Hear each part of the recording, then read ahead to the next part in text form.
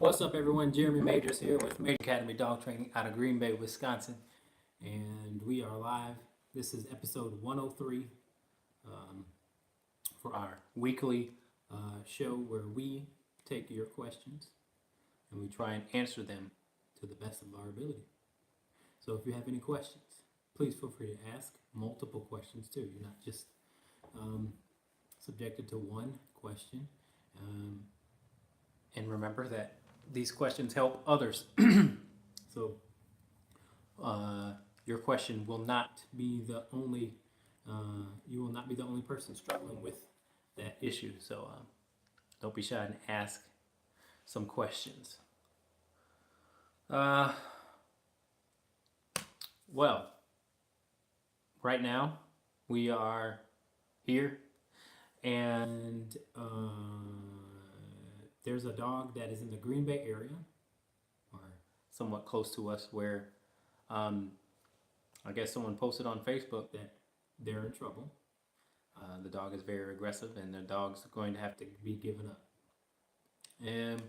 And all that I hear, well, the owner had said that the dog was fixed or not fixed, and oh Lord, there was probably about 50 people who chimed in and said, get the dog fixed, get the dog fixed. And then I try and tell them that it's not necessary to get the dog fixed. It won't really change this behavior at all.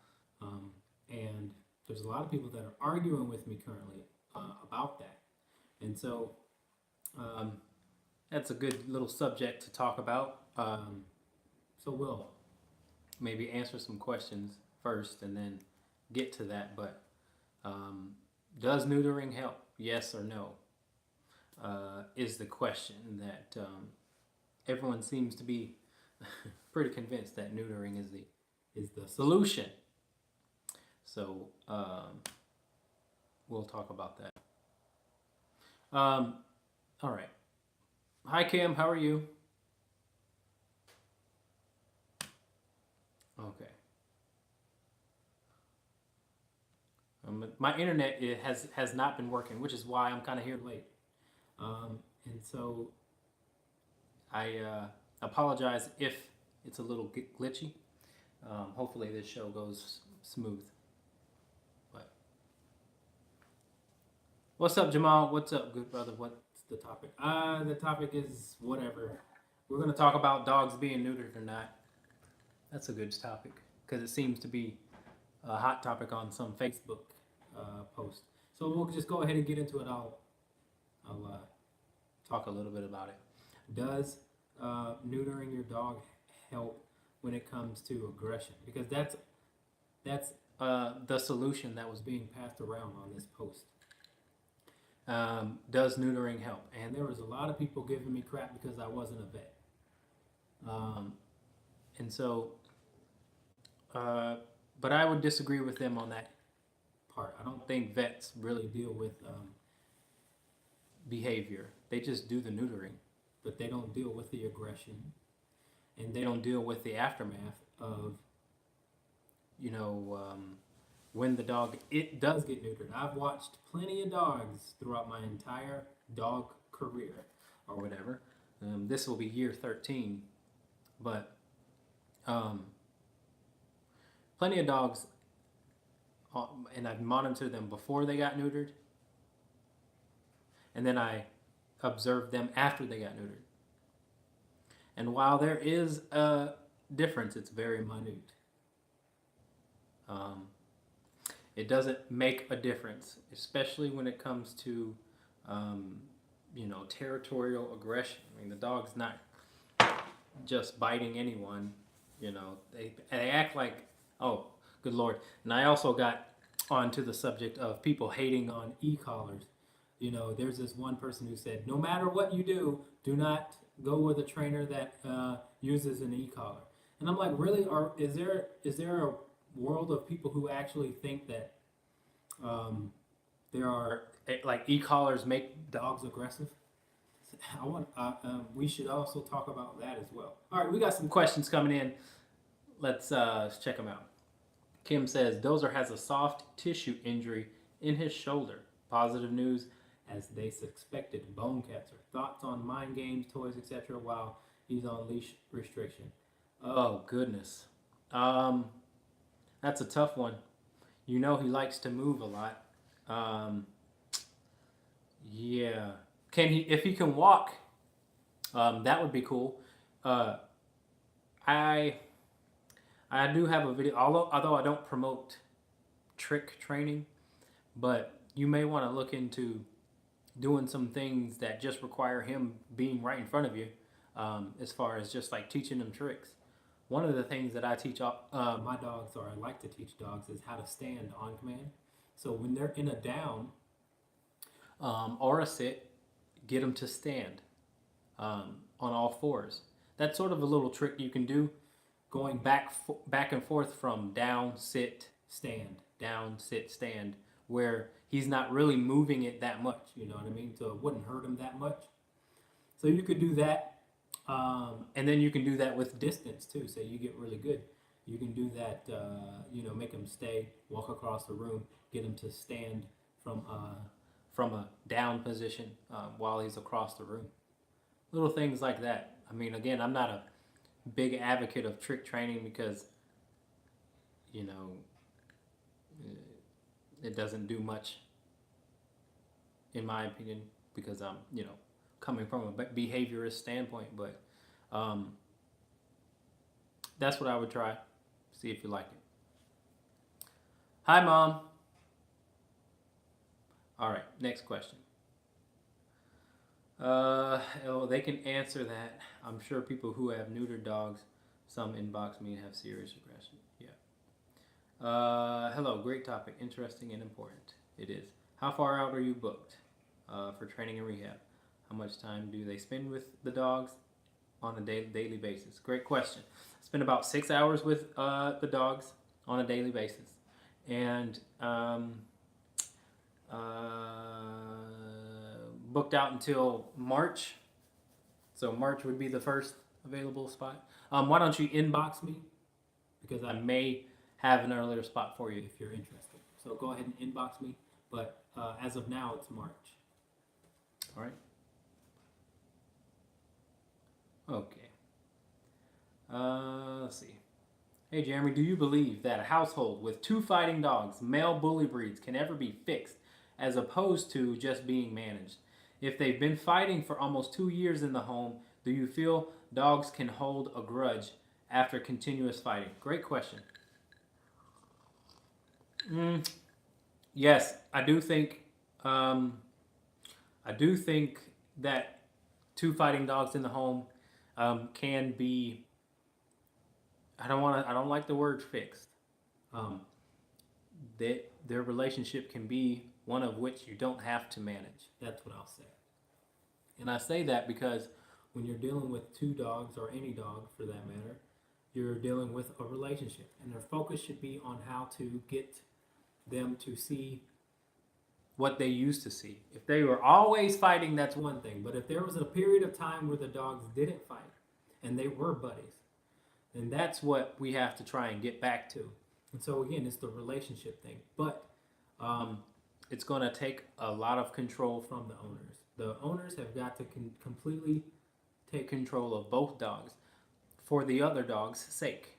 So I say that by saying, what I mean by that is, one dog has got to be able to trust the other dog. And in order to do that, we have to intervene. So the dog can actually say, I don't need to engage in fighting because I trust you now. But before that trust has to happen, before that can even happen, the dog has got to, the owners have got to step in and control all energy inside. There can be no play inside, obviously, but the areas where dogs fight the most is over bones, over food, and over people.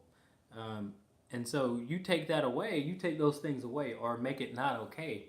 And dogs don't necessarily like to fight. So,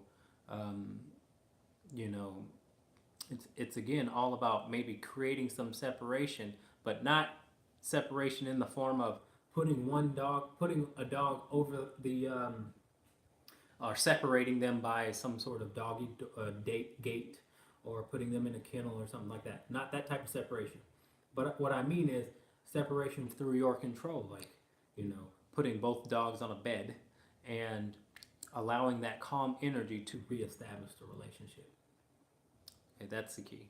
Calm energy will reestablish the relationship, will help them trust each other, and then eventually they'll learn that they don't have to try and control one another.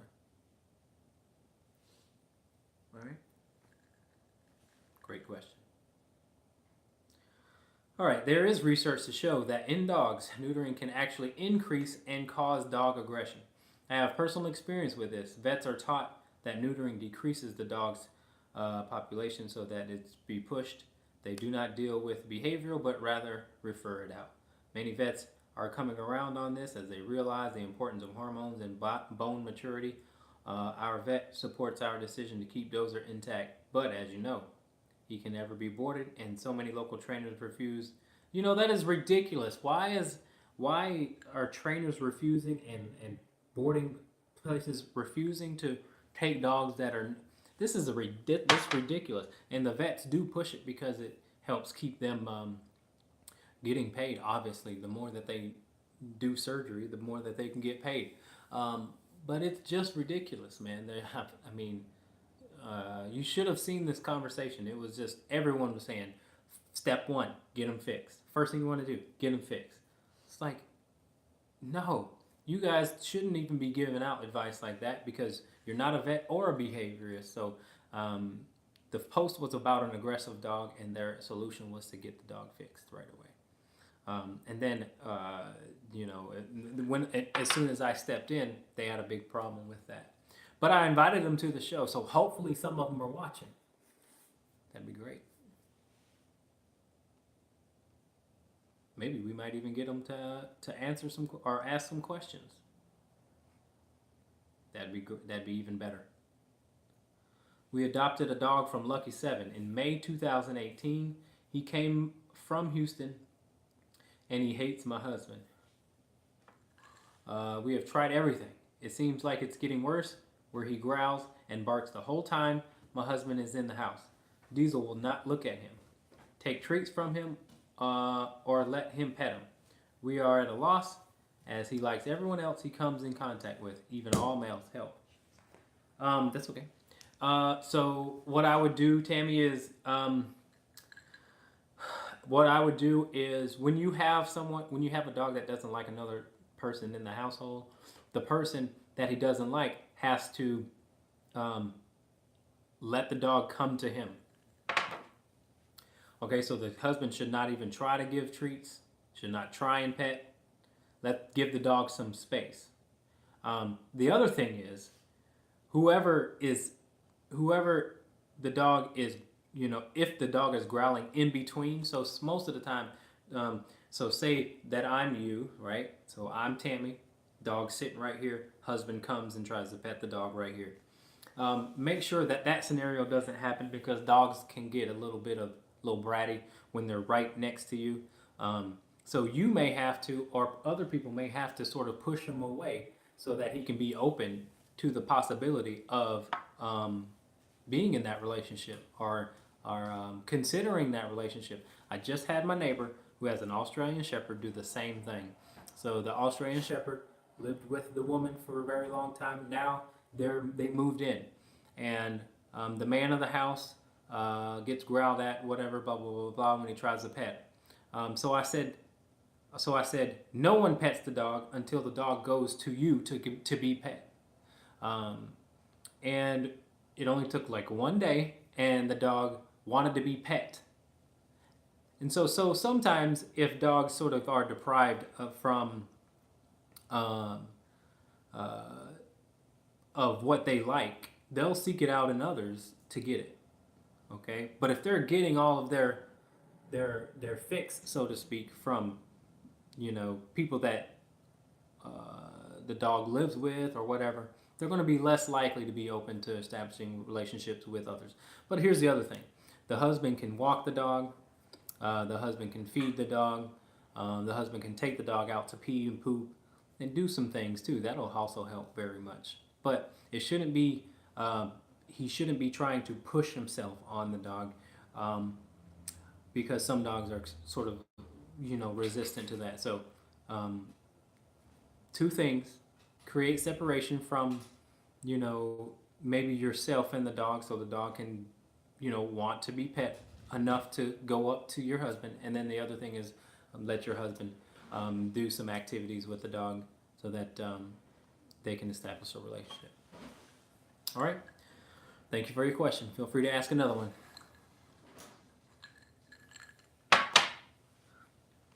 All right. When is the show? The show is now. I love your passion. Bless you and your family. Bless you. Thank you very much. I appreciate that. I have a very dominant female. This question is for Jamie. I have a very dominant female. She's aggressive with people of all ages and will hump. She hates strangers and scares everyone. Wondering if you had any tips on getting her to be okay with people coming into the door and how to handle a hyper dominant female lab. Wow. Okay. So first and foremost,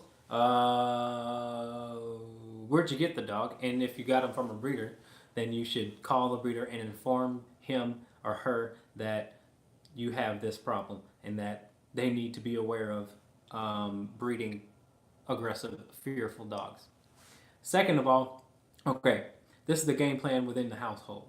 You have a very dominant female. Make sure that the dog is getting adequate exercise. When you have people come over, is a wonderful opportunity to get your dog some really good exercise. The more anxiety they can get rid of, the better they'll be. All right, so get the dog some exercise. But secondly, you have to start controlling that dog as if people were there today. So why don't you go ahead and be more stern on her in the house when it's just you and her? Okay, we got it from Craig Bliss at 9 months. All right, so you don't know about the breeder? Okay, throw that out. Forget about it. All right, so, but like I said, when it's just you in the house, you have to be as tough on her as necessary to get her to act the same way when it's just you and her when people come over. All right, so what I would do is have a bed, get a bed, place it somewhere, and then make her go there. More structure in that dog's life is going to, again, help her be more open to the possibility of accepting strangers. But it starts with how she acts when it's just very easy and convenient for her to do whatever she wants, which is when you are home, when she's home, and or it's just the people who she feels safe with and no one else. So if she has a problem, bottom line, if she has a problem with strangers coming into the house, she must listen to a level that it won't matter who's there, what happens, that she must listen to you. So for example, if I tell my dog to go lay down, it doesn't matter if someone comes in the door or not. The dog's going to go lay down. But what does that do? That teaches the dog that it doesn't have to go address the problem because the dog's trying to be controlling. Door opens, I want to control the situation. That's what the dog says. So I'm going to go towards the door and bark and maybe even bite. That's controlling. That tells us we have to do that we have to take control. Okay, so I like my dogs to bark. But once I've sort of checked out the situation, now I want them to stop barking and go lay down so that I can open my door and have my guests come in. I tell them to go lay down, open the door, my guests come in, my dogs are still in the down because I don't let them just get up on their own. I'll invite them to come say hi once everything is calm. Okay, that's a lot of information, but bottom line is, once again, you have to take control of her more, and it's easier to do so when it's convenient for you not to do so. I hope that helps. I have YouTube videos explaining exactly how to get what I just explained. The how to place or how to go to your bed And yeah, that's pretty much what you need. And then what to do when guests come over. I also have a video that explains sort of the technique on do that. I can dive into the technique, but we'd be here for a while. All right. Thanks for your question. Feel free to ask another one. Okay. Any info on some quick tests or red flags to look out for when pulling dogs from a kill shelter into a rescue foster group to get more adoptable dogs, or even tips to share for adopters to look for when choosing to adopt? Passing this on to my rescue friends. All right, yeah, that's a good question. Couple of good questions. So let's ask the last one first. For adopters, when you're looking for a dog, I'll go over it briefly because I did go over it in detail. Well, not in detail, but much more. I explained it much more in the last episode. Okay, but I'll explain it again.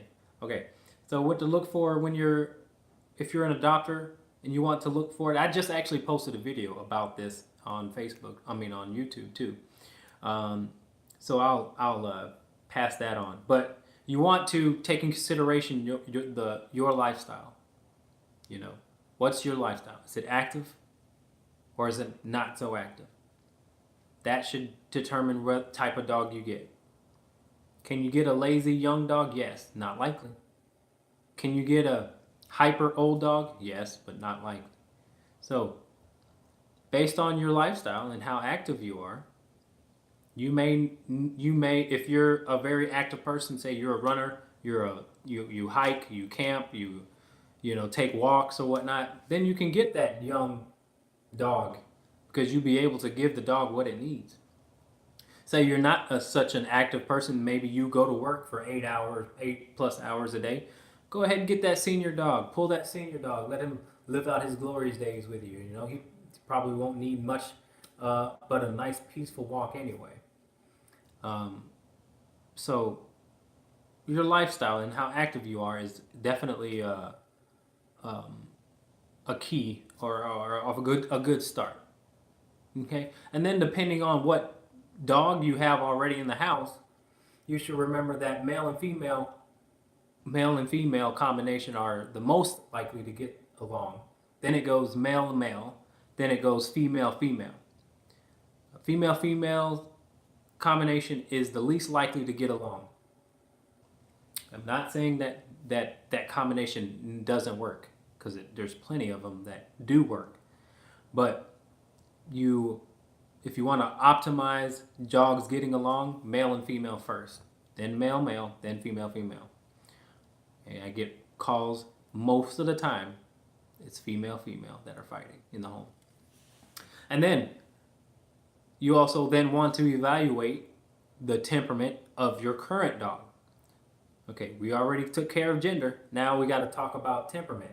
Let's get the opposite temperament, or depending on the dog, you may want to get the similar. If you can get a similar breed, then that would be the best. But also look for same energy level or opposite temperament, because sometimes two dominant dogs are more likely to fight. All right. So those are a couple of things. I'll stop there because there's other things that you can get to. But like I said, I have a video going more into what I just explained on my YouTube channel. If you go to my YouTube channel, don't forget to subscribe. Okay. What are some things I should do when introducing my dog to a new dog? She's great with some dogs and not so much with others. Take a walk, preferably off leash. Sorry, this question is for Annette. But yeah, take a walk with your dog off leash and let them explore each other through movement. So best way to maybe socialize dogs is having them off leash and you guys walking around, take them to a dog park or something. That'd be a good start because there's other dogs there too. take them to a dog park, or take them to a neutral, large area, take them off leash or drag a long line, whatever you want to do, and then you guys continue to walk too. You know, all of you take a walk as a pack. Okay, that'll work. That's the best way. Second best way is to control your dog.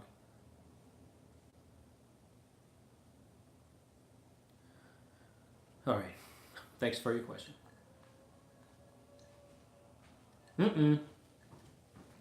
Someone's upset. Okay, Kayla says, being involved in dog rescue and being around dogs of all backgrounds, especially strays, it seems that food aggression is a common problem, especially dog on dog. We took in a puppy this weekend that was said to go after the other dogs in the prior foster home over food. How would you work through this to set the dog, foster, and adopter up for success? You will have to address it. I mean, you'll have to try and correct it, and so you may need a tool that that will be able to get the dog to respect when that it can't engage in that aggressive behavior. And so, get to know the dog first. Make it easier on the dog to be corrected by you in that situation. Get to know the dog first. Be a little bit ask. Expect more out of the dog in little areas first, and or try to see if the dog is toy aggressive as well, because that's to some dogs a lesser valued item, valued resource, and and correct that too, or correct that, and you'll see that maybe the food gets easier to address. The issue gets easier to address, if you know what I mean. But you will have to maybe get them around your dogs and then try to address the problem. All right. Thanks for your question. Feel free to ask another one. Paulina says, help! My 2-year-old Jack Russell Terrier is apparently also part beaver and has made a habit of chewing on anything wooden in my house. My stairs, the door trim, bookcase. We can't keep our eyes on him 24/7. Any way to curb this behavior? I try to get him as much exercise as I can to keep his mind active, but the chewing behavior still happens. Does it happen when you're home? If you want to answer that. Or does it happen when you're not home?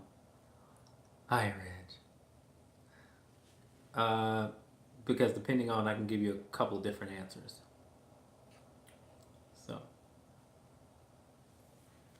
So yeah. Let's talk a little bit more about neutering. So, see, back in 2006, when I started working with dogs, I definitely noticed that dogs do respond to dogs that aren't neutered. Oh, Paulina asked that question. Okay, yes, if we have our attention on something else. Like the baby, he will still chew. Okie dokie.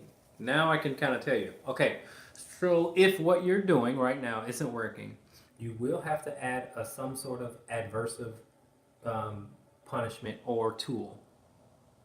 Because if your dog stopped when you said stop, or stopped when you said no, there'd be no need for anything else.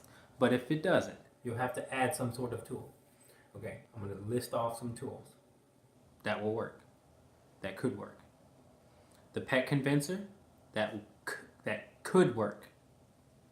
And it's just a device that sounds like a taser. It's not a taser, just sounds like it. There's a pet convincer that just shoots out air. Psh, sounds like that. And then there is the e-collar. The e-collar will work because it can be as firm as necessary. And we can be as gentle as possible with that. So those are some tools that will work to help get the dog to realize that chewing is not okay. Look them up. I even have some videos on how to use those tools.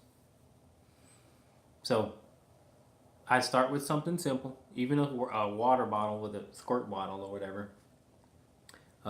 Maybe start with that, but if you really want to go, gentle. But yeah, e-collar will work. Exactly. Okay, yes, dogs neutering. All right, we'll go back to that.